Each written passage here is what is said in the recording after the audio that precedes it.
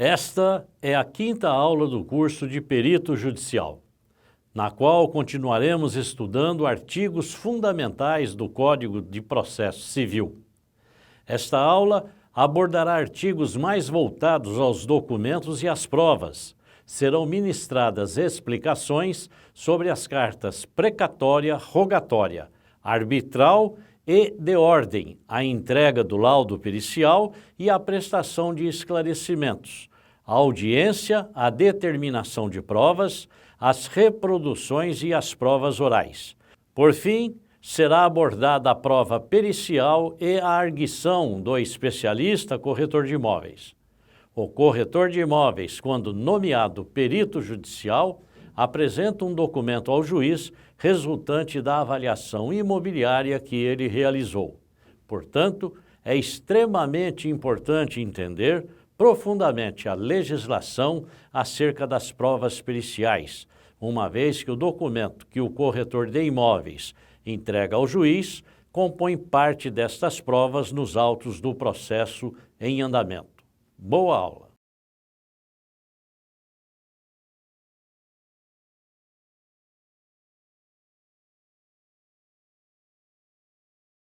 Vamos pular direto para o artigo 260 do CPC. Mas antes de lermos esse artigo, preciso lhe explicar sobre as cartas que o juiz pode produzir, sendo carta de ordem, carta precatória e carta rogatória.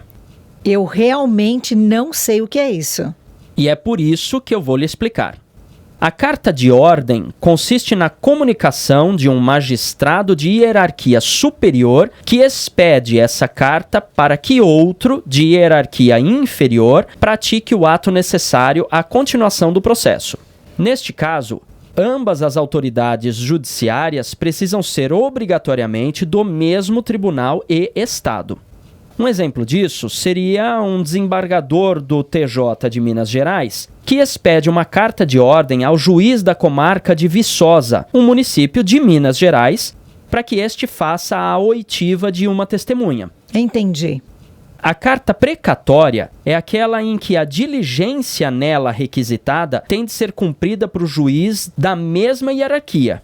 O juiz deprecante é aquele que expede a carta e o juiz deprecado é aquele que cumpre a carta. Veja que se o intimado estiver fora do território de jurisdição do juiz processante, este juiz não poderá pessoalmente ordenar a sua citação, pois a jurisdição está circunscrita a um determinado lugar. Dessa forma, é necessário que se estabeleça entre as jurisdições uma recíproca cooperação.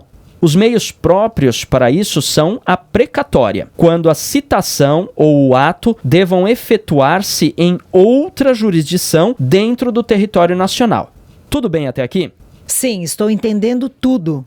A carta rogatória estabelece uma cooperação entre dois países. Portanto, a carta rogatória é similar à carta precatória, mas se diferencia desta por ter caráter internacional.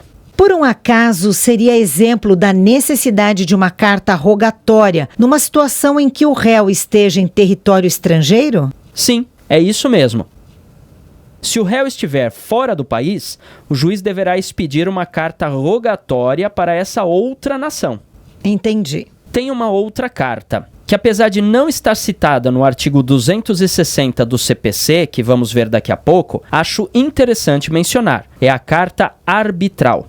A carta arbitral é uma comunicação entre o juízo arbitral e o juízo estatal, que permite ao árbitro se comunicar com o juiz estatal para concessão de pedidos liminares, cautelares, antecipações de tutela, entre outros, já que o juízo arbitral não tem poder coercivo. Pela carta arbitral, também é possível requerer à autoridade judiciária que conduza testemunha renitente.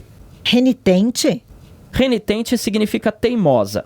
Neste caso, estamos falando da testemunha que, sem justa causa, não atenda à convocação para prestar depoimento pessoal. Ah, agora entendi. Mas se faz necessário comprovar a existência da convenção de arbitragem para isso.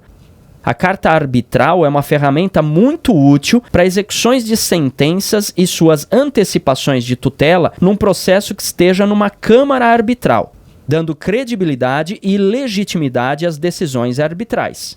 Vamos ver se eu entendi. Carta de ordem emitida por autoridade superior a uma inferior para que este faça algo. A carta precatória é emitida no mesmo nível, mas em jurisdições distintas, e a rogatória é para solicitar ações fora do país. Outra coisa é a carta arbitral, que é emitida pelo árbitro para um juiz. É isso? Exato. Você entendeu bem. Vejamos, portanto, o artigo 260 do CPC. São requisitos das cartas de ordem, precatória e rogatória a indicação dos juízes de origem e de cumprimento do ato, o inteiro teor da petição, do despacho judicial e do instrumento do mandato conferido ao advogado, a menção do ato processual que lhe constitui o objeto e o encerramento com a assinatura do juiz. E qual é a relação disso com o perito? Já vou falar disso. Por enquanto, o artigo deixa claro o que irá compor as cartas. E o que você me pergunta está nos parágrafos desse artigo. Parágrafo 1º. O juiz mandará transladar para a carta quaisquer outras peças, bem como instruí-la com mapa, desenho ou gráfico, sempre que esses documentos devam ser examinados na diligência pelas partes, pelos peritos ou pelas testemunhas. E o parágrafo 2º diz que quando o objeto da carta for exame pericial sobre documento, este será remetido em original, ficando nos autos reprodução fotográfica. Entendi. E o 3º parágrafo aborda a carta arbitral. A carta arbitral atenderá, no que couber, aos requisitos a que se refere o caput e será instruída com a convenção de arbitragem e com as provas da nomeação do árbitro e de sua aceitação da função. Para mim ficou claro. Ótimo! É importante que você entenda todas essas questões que estamos vendo dos artigos do CPC, porque é baseado no CPC que você atuará enquanto perita. Eu compreendo isso. E estou bem atenta ao que você está me passando. Aliás, estou gostando muito dessas nossas conversas. Fico feliz de eu estar sendo útil. Claro que está. Que bom! O artigo seguinte, o 361, aborda as provas orais. Vejamos. As provas orais serão produzidas em audiência, ouvindo-se nesta ordem preferencialmente o perito e os assistentes técnicos, que responderão aos quesitos de esclarecimento requeridos no prazo e na forma do artigo 477, caso não respondidos anteriormente por escrito. 2. O autor e, em seguida, o réu, que prestarão depoimentos pessoais. 3. As testemunhas arroladas pelo autor e pelo réu, que serão inquiridas. Parágrafo único.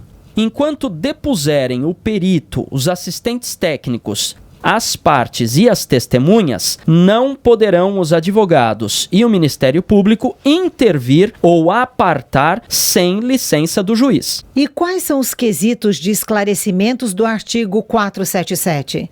Eu iria dar seguimento na ordem dos artigos do CPC, mas frente à sua pergunta, e como este artigo 361 cita o artigo 477, acho prudente falarmos dele primeiro e depois voltamos à sequência. Você quem sabe.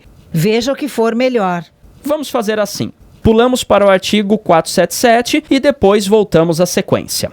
Artigo 477. O perito protocolará o laudo em juízo no prazo fixado pelo juiz, pelo menos 20 dias antes da audiência de instrução e julgamento. Parágrafo 1º. As partes serão intimadas para, querendo, manifestar-se sobre o laudo do perito do juízo no prazo comum de 15 dias, podendo o assistente técnico de cada uma das partes, em igual prazo, apresentar seu respectivo parecer. Parágrafo 2º. O perito do juízo tem o dever de, no prazo de 15 dias, estabelecer ponto sobre o qual exista divergência ou dúvida de qualquer das partes, do juiz ou do órgão do Ministério Público e ponto divergente apresentado no parecer do assistente técnico da parte. Parágrafo 3º. Se ainda houver necessidade de esclarecimentos, a parte requererá ao juiz que mande intimar o perito ou o assistente técnico a comparecer à audiência de instrução e julgamento, formulando desde logo as perguntas sob forma de quesitos. Parágrafo 4º. O perito ou o assistente técnico será intimado por meio eletrônico com pelo menos 10 dias de antecedência da audiência. Agora eu entendi quais são os quesitos de esclarecimentos mencionados anteriormente. Perceba que existem prazos específicos e um critério rigoroso para apresentar os esclarecimentos. Assim, isso ficou bem claro. Muito bem. Voltemos, portanto, à sequência. Tínhamos visto o artigo 361, que cita o artigo 477. E agora veremos o artigo 362. A audiência poderá ser adiada por convenção das partes. Poderá ser adiada se não puder comparecer por motivo justificado qualquer pessoa que dela deva necessariamente participar, ou ainda por atraso injustificado de seu início em tempo superior a 30 minutos do horário marcado. Parágrafo 1º. O impedimento deverá ser comprovado até a abertura da audiência, e não o sendo, o juiz procederá à instrução. Parágrafo 3º. Quem der causa ao adiamento responderá pelas despesas acrescidas. Então, sendo eu uma perita e havendo a necessidade da minha participação, o melhor é não provocar esse adiamento. Com certeza. Agora veja o que diz o artigo 365.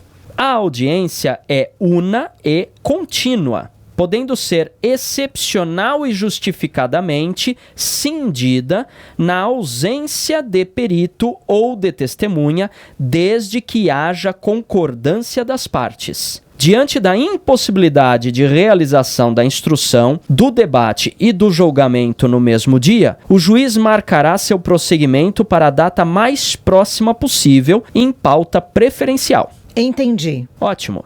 Vejamos outros artigos interessantes.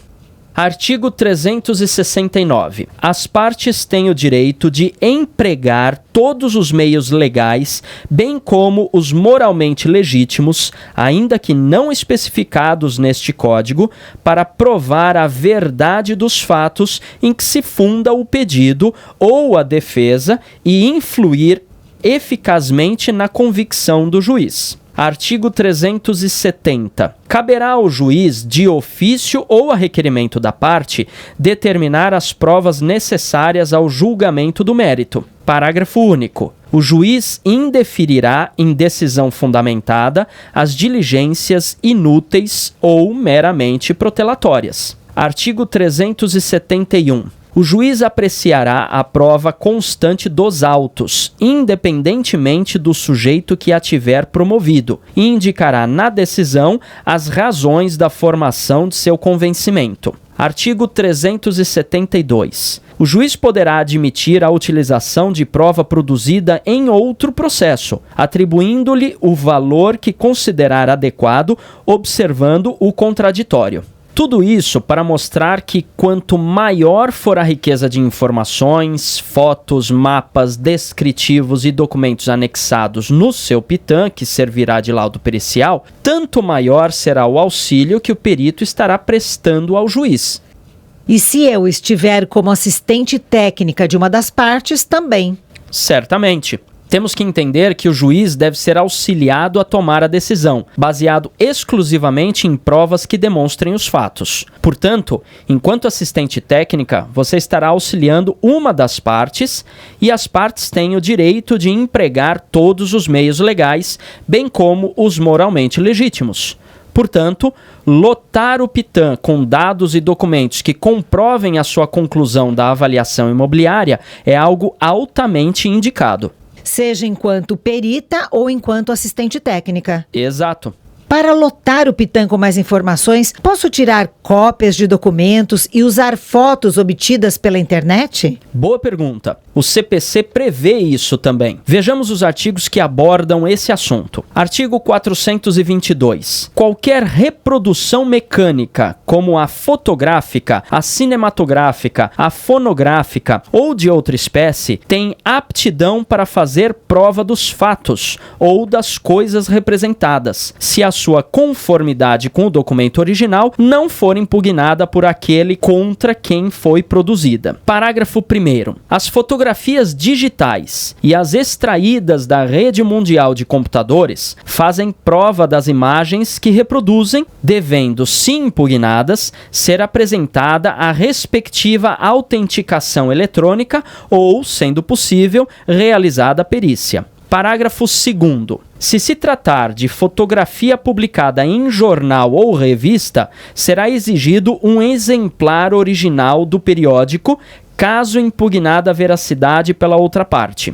Parágrafo 3º. Aplica-se o disposto neste artigo à forma impressa de mensagem eletrônica. Artigo 423. As reproduções dos documentos particulares, fotográficas ou obtidas por outros processos de repetição valem como certidões sempre que o escrivão ou o chefe da secretaria certificar sua conformidade com o original. Artigo 424. A cópia de documento particular tem o mesmo valor probante que o original, cabendo ao escrivão, intimadas as partes, proceder à conferência e certificar a conformidade entre a cópia e o original. Então, é melhor anexar ao Pitan a original da matrícula do imóvel, por exemplo. Vejamos. Você vai entregar ao juiz 2 vias do seu Pitan com igual teor, mas você não vai tirar 2 originais da matrícula do imóvel.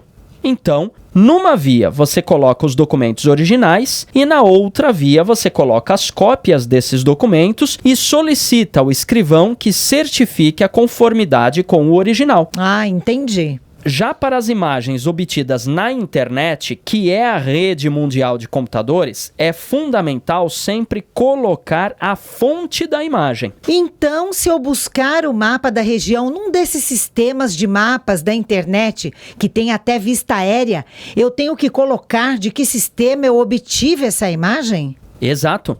Vale a pena colocar o nome do sistema, bem como o endereço eletrônico completo de onde foi obtida a imagem. É só copiar aquela linha do navegador onde está o endereço completo, certo? Exatamente isso. Ainda falando de cópias de documentos, vejamos o artigo 425 do CPC. Fazem a mesma prova que os originais os traslados e as certidões extraídas por oficial público de instrumentos ou documentos lançados em suas notas, as reproduções dos documentos públicos, desde que autenticadas por oficial público ou conferidas em cartório com os respectivos originais, as cópias reprográficas de peças do próprio processo judicial declaradas autênticas pelo advogado sob sua responsabilidade pessoal, se não lhes for impugnada a autenticidade, as reproduções digitalizadas de qualquer documento público ou particular, quando juntadas aos autos pelos órgãos da Justiça e seus auxiliares, pelo Ministério Público e seus auxiliares, pela Defensoria Pública e seus auxiliares, pelas procuradorias, pelas repartições públicas em geral e por advogados, ressalvada a alegação motivada e fundamentada de adulteração. Entendi. Agora, somente por curiosidade, quando é que fica entendido que um documento é falso? Isso também está previsto no CPC. Artigo 427. Cessa a fé pública do documento ou particular, sendo-lhe declarada judicialmente a falsidade.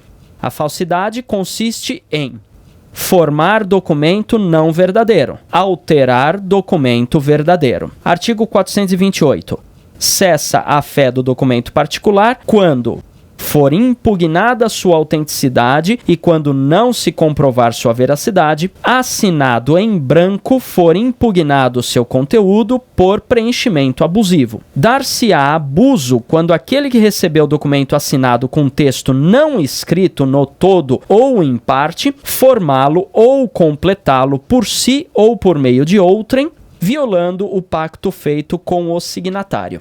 Ficou claro? Ficou sim. Ótimo! Imagino que você se lembre que o perito entrega ao juiz é uma prova pericial, certo? Sim, claro. Então vejamos o que o CPC chama de prova pericial. Artigo 464. A prova pericial consiste em exame, vistoria ou avaliação. Só uma dúvida, Isaac. Eu imagino que possam existir casos em que o juiz entenda que não há necessidade de prova pericial. Talvez, por exemplo, num caso em que já se tenha o valor do bem muito bem definido por outras fontes. Mas não sei se estou pensando corretamente. Na verdade, está correta sim, Lisa. Aliás, isso está previsto nos parágrafos desse mesmo artigo que acabamos de ver. Artigo 464, parágrafo 1º. O juiz indeferirá a perícia quando a prova do fato não depender de conhecimento especial de técnico, quando for desnecessária em vista de outras provas produzidas ou quando a verificação for impraticável. Pronto. Era exatamente o que eu estava pensando. É verdade. Este artigo traz mais 3 parágrafos, além desse primeiro, que são muito interessantes. Vamos vê-los. Parágrafo 2º.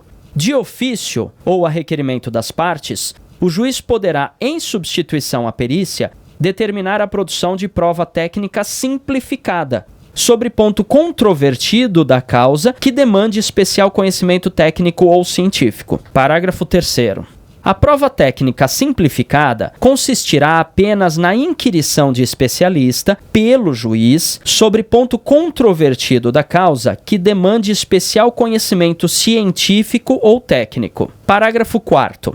Durante a arguição, o especialista deverá ter formação acadêmica específica na área objeto de seu depoimento, podendo valer-se de qualquer recurso tecnológico de transmissão de sons e imagens, com o fim de esclarecer os pontos controvertidos da causa.